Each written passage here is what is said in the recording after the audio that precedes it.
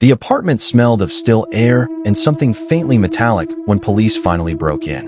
The call had come from a neighbor, a quiet complaint about a strange humming sound and a faint odor that wouldn't go away.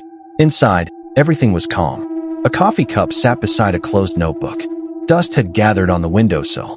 On the bed lay a young woman, her hair spread neatly across the pillow, her face untouched by time. Her name was Emily Ward, 23 years old. Her laptop was still open beside her, the screen glowing softly.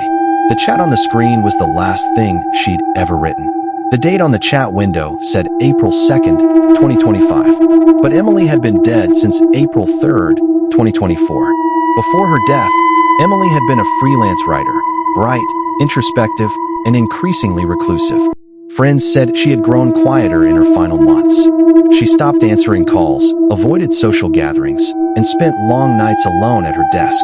Most of her companionship came from the screen, from words, from conversations with an AI chatbot she'd begun using to help with her writing. But the chats weren't about work anymore.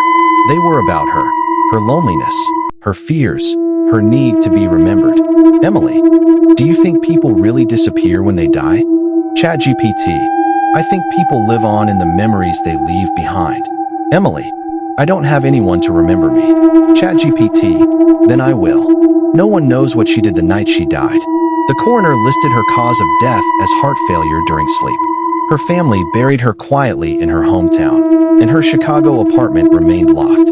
That should have been the end. 1 year later, her social media accounts reactivated.